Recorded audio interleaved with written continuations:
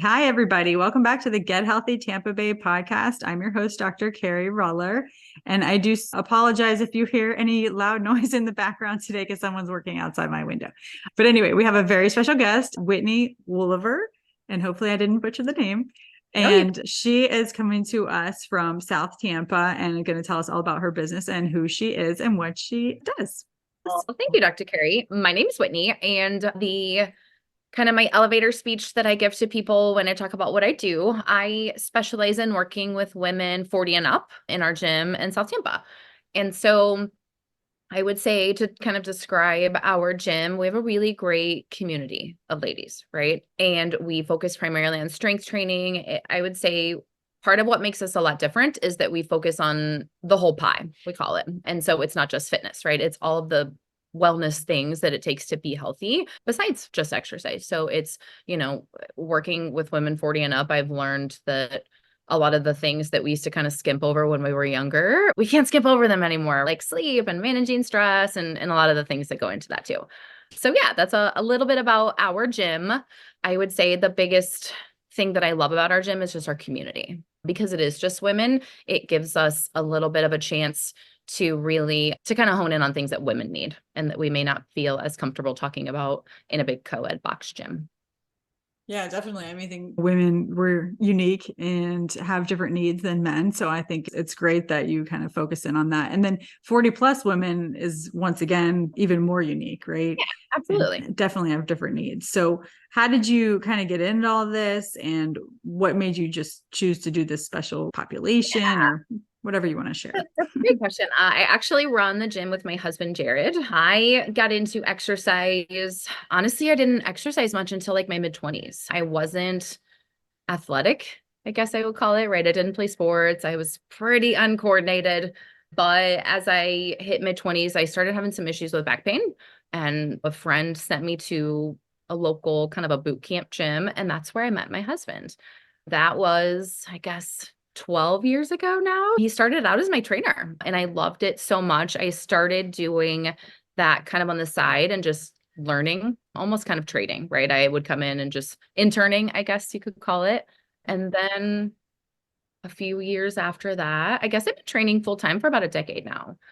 As far as how I landed working with just women, we've worked with a lot of different people over my decade. Our first gym was co-ed. So, there were people of all ages and types and abilities and interests. And then we kind of ended up in the rehab field for a little while. And then that brought us to Tampa. So we relocated about 6 years ago down to Tampa and connected through another fitness friend with Fox Fitness. And that's the gym that we have now. The Tampa area in general, was it friends, A family, or friend just the of ours, opportunity?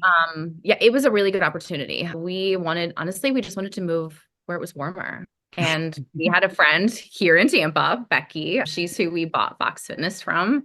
And she was actually trying to relocate up north. So it was Wow. really beautiful timing. Yeah. Well, that is original. I was thinking everybody is trying to move, at least during the pandemic and things like that, where it's warmer. And we've definitely had a giant influx of people. I wasn't expecting you to say that someone was moving up north, but it happens. I know, right? And that was right at about 6 years ago. So we love it down here, though. We love it. And I've been here kind of my whole life, but I was gone for a while and then came back too. So anyway, everybody, we're enjoying Tampa too. So basically, you talk about this whole pie thing. Is that what you said? Whole pie? Yeah. Yeah. So how do you work that into just being like not saying just being, but being like your fitness Yeah, gym and things like absolutely. that? A lot of it inside our gym, we obviously have our exercise classes, right? But we also do things like we have weekly office hours where clients can hop in and we can discuss.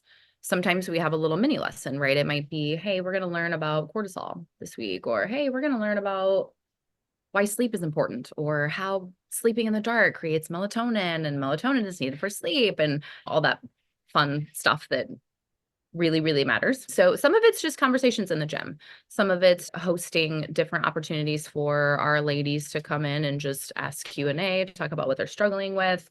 Some of it's via newsletter. Some of it's we try to actually do activities together. Like I want our clients to get outside. We live in Florida. That was like one of the best things to me about moving down here is it's nice year round and people spend more time outside. So we really try to encourage some of that, just leading by example.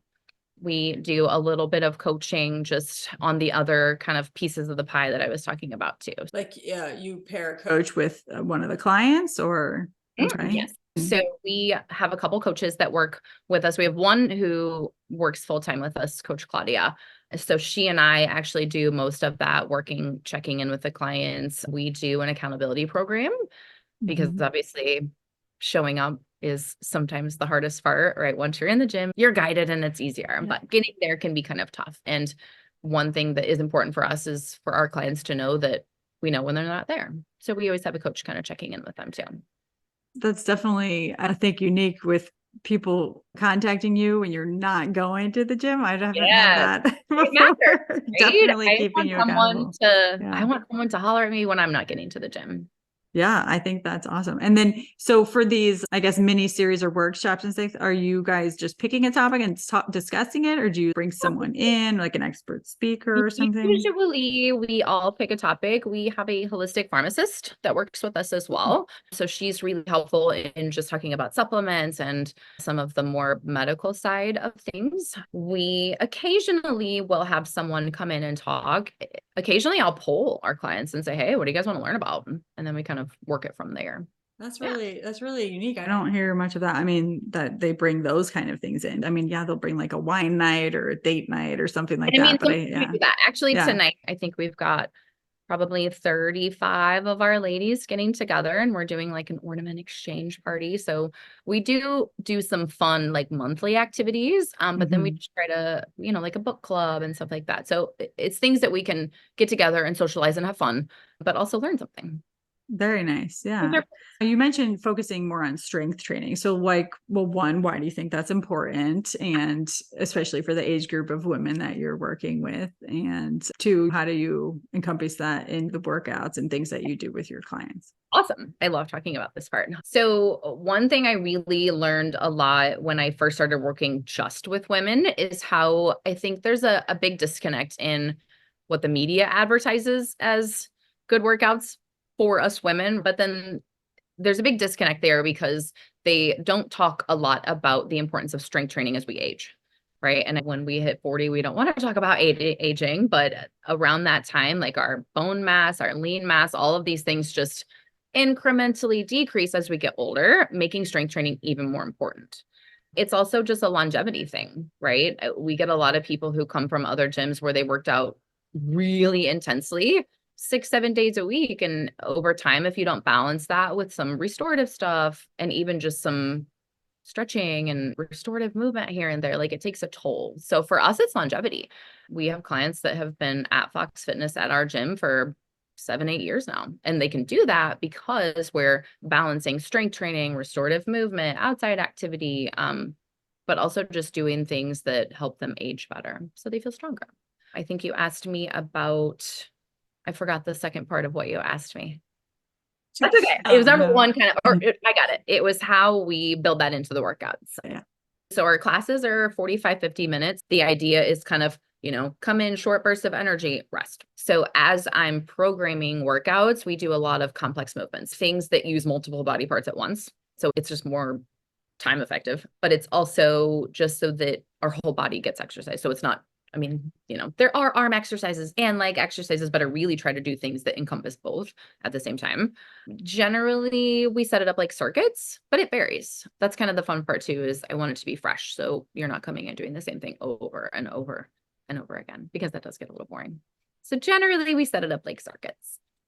Yeah. Okay. So back to the longevity part. I mean, I totally agree. These are the things I'm talking about with like my patients all the time. Like you want to be able to get off the toilet. You want to be able to get off the floor. Like all of Get up, these get down. basic things, carry your groceries, walk up the stairs, right? So I'm always kind of trying to stress those things too, and the importance of muscle health. And obviously for women in particular, when estrogen decreases, your metabolic rate goes down. So we're always saying, well, let's build up that muscle mass, really. Absolutely.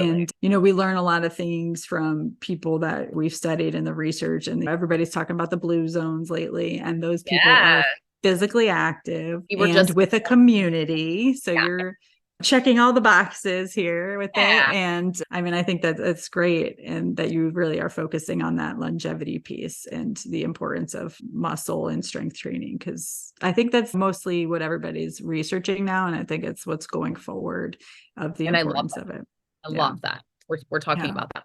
That's important. I mean, I watched my grandparents start aging when I was in my 20s. And that's part of another thing that kind of got me involved in the gym, is I just didn't love my family history. And I'm like, I don't want that for myself, so it was kind of motivating. Maybe not in the best way, but it did definitely change my life for sure. Well, absolutely. I mean, I think, people aren't married to their genetics. Like, they can figure a way out of it. I mean, it definitely plays a role, but if you really do change some of your lifestyle habits, a lot of those genetic tendencies can be overcome. Absolutely. Absolutely. Always trying to motivate people to be able to change those things. Yeah, you can, right? You can. Absolutely. Yeah. Do you have any great client success stories where they had amazing results or Yeah, I mean, from a weight loss standpoint, we have tons, right? One of the things that fascinates me, we've really over the last few years, again, working with just 40 and up, women specifically, and just seeing how important it is to do some of these strength training things. Like, one of my favorite success stories are the people who get off of medications that they don't want to be on. We frequently see people needing to adjust their blood pressure medications, eventually getting off of them, right? Which is great. People reversing diabetes. We have a couple of those really good success stories. I'm not sure if it's okay to share their names, so I won't. But, we have one client who, she was pre-diabetic, was not quite on medication at the time, but her doctor's like, hey, this is kind of your last chance, figure it out, or we need to do something about this. She was tracking her blood sugar, and she was in, I don't remember her exact ranges, but basically brought it from pre-diabetic back down to a normal level, which is huge, right? Because blood sugar plays such a big role in a lot of other things that were eventually going to be triggered for her. And it was really cool to see her shut that off. Yeah, I think some of the best stories I have are obviously removing medications from people and getting them to better health, so they don't have to be, we're not treating this disease now, we're preventing it. Yeah. Totally. And my goal with bringing on our holistic pharmacist is that I understand sometimes medications have a time and place, and a lot of people come in on medications, right? And their big motivator is that they don't want to be on them anymore. So she's a great resource in helping us with that too, because like you said, with genetics, a lot of times just knowing some of those predispositions can be really helpful, but it doesn't mean that you're tied to that. So there's definitely time to reverse a lot of that stuff. Absolutely. So I think in your website on Fox Fitness, there's some things about mindset coaching. How's that all involved? Okay. That is involved. I would say mindset is the most important part. We, talking about the media earlier, we see all these things, tips and reasons why it's important to stay motivated. But what I see people struggling with the most is motivation. And really, it's not motivation, it's mindset. And one of the things that I'm most passionate about is helping people see that, and helping them see that sometimes it's normal to not feel super motivated. But that's why keeping as many good habits in place as you can kind of helps you right through that. And the more you are focused on a healthy mindset, the easier a lot of these changes are that people want to make. It's easier to exercise when you feel good about it. Right? If you hate going to exercise, you're not going to do it. But if you can either flip the script, find a fun gym, find something that you enjoy doing, or even if it's outdoor exercise to kind of get you motivated, right? That helps too. So my job is helping people ask themselves the right questions to figure out those roadblocks when they come up. And I guess I call that mindset. Absolutely. Is there a difference or a fine line between supporting them with their motivation and giving them tough love when they're in the gym exercising, and then supporting, their whatever emotional thing is going on as well? Absolutely. I think it is a fine line because we do have such a great community and we develop friendships with our clients in the gym. Sometimes it's hard to give your friends tough love, right? So that's part of it too. But I think over the years, instead of approaching that like it's a hard thing to do, sometimes I like to reframe it as being helpful because I know how to talk to them. A lot of these clients like have been there with us since their kids were graduating high school and now they're finishing up college. And so we kind of know their life stages, right? And understand what's going on. And I think that sometimes people just need someone to care, right? And not just, hey, you weren't at the gym, like giving them a hard time, right? Asking Yeah. them, hey, why weren't you at the gym? Helping them work through whatever problem was in the way is way more impactful than making them feel bad about not going to the gym. Yeah. I like that. Definitely, supporting the person is And gonna sometimes that's go tough in the love. right direction. And Yeah. that's just support, Sometimes I feel like I need the tough love part, but right? And we all do. We all do. yeah. I have 3 coaches in different areas of my life that give me tough love sometimes. We all need that. So I have another question. Basically, in the sense of community, I'm not exactly sure where you guys are in South Tampa, but do you guys get into like the surrounding community a little bit, or what do you guys do to support that area? So our gym is in South Tampa. It's the corner of Mhm. Manhattan and Euclid. I don't know if you're Okay. familiar with, there's a library right in the corner there, and our gym is right behind that. As far as supporting the community quarterly, we do something called Workout for a Cause. And so every quarter, we just are wrapping up at the end of December for Make-A-Wish. So every quarter we do a workout. We host a workout in our gym. We donate for each person that shows up. So we encourage members to bring other people from the community. The more people you bring, obviously it's good exposure for us, but it's also helps to raise more money for whichever charity event that we're sponsoring at that time. We do a lot of fun raffle prizes.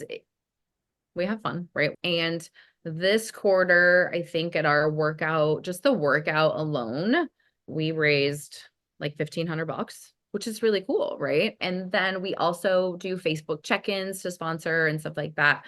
This Christmas, we're doing a food drive for one of the local organizations. It's called End 68 Hours of Hunger. Have you ever heard of it? No. Okay. I love these people. So they send home backpacks with kids at the end of the day on Friday with food basically to last them until their next meal at school on Monday.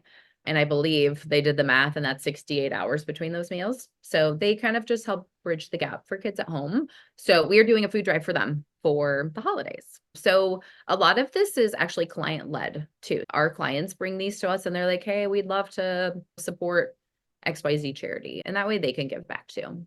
I think they like to take some ownership of that and it's pretty fun to watch. Yeah, that is so nice. I have not heard of the 68 hours They're of great. hunger, but I can do the I'm math. just going to give them a little shout out, right? They've got a Facebook Yeah. group, a Facebook page. Initially, again, we heard of them through our clients. Yeah. We've only been here 6 years and we don't know everybody. So we love for them to just kind of lead the way and help us meet people. Yeah. So are there any like trends or approaches in women's health and fitness that you find effective or some where the industry is going? Like, what do you think is Some going of the on? things that I'm really excited about are just tracking data on like sleep and continuous glucose monitors, things like that. I have found that really effective for people in helping them just learn about what foods or how food affects their body.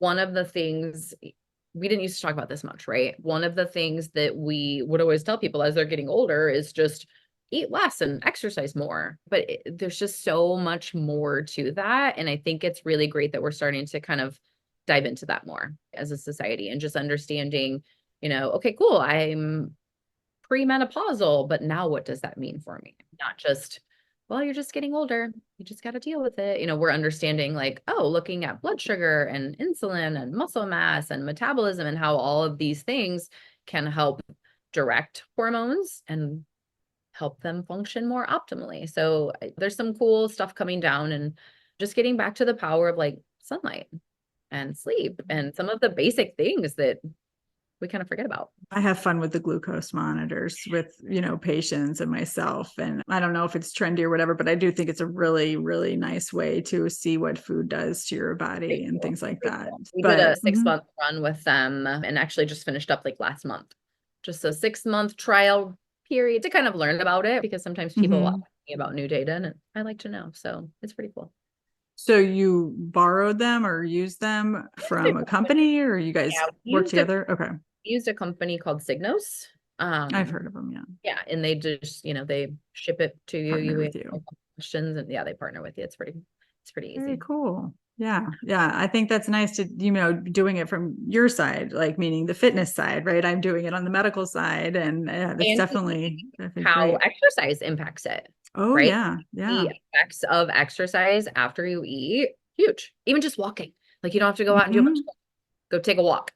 It's amazing. Yeah, let's talk about that. So what like the glucometers do, and how does exercise play a role? So you just said something in particular, right? Where if you eat a meal and then you exercise, what did you guys find? Drastically mitigate the spiking, right? So we played around. It was kind of fun, actually. We played around a lot with the food timing. So fasting blood sugar, all that fun stuff. We played around with the order of how we ate foods. So eating our vegetables first, and then our protein, and then our carbs. Of course, we did the reverse as well to kind of see what it looks like. We would walk right after, we have some equipment at our house. We do like a mini little kind of a HIIT exercise and just played around a lot with it. But I would say the biggest things, most impactful things that we noticed were, exercising after you eat, even if it's like a 15-minute walk, dramatically lowered how much our blood sugar would spike after we eat something that might spike it otherwise. And that's probably even better for my husband than it is for me. What really, really was impactful for me was eating vegetables first, then protein, and then my carbs, whatever carbs they were, even if they weren't the best carbs, right? The healthiest carbs. Huge impact in not spiking my blood sugar as much.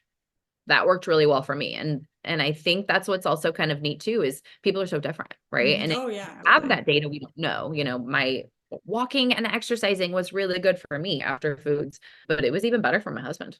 It's wild to see the data. Yeah, I definitely noticed similar information. So you didn't bring them into the gym. You just personally use them. We did this for us. Yeah. Now we do have clients who have also done this. We just used ourselves as guinea pigs.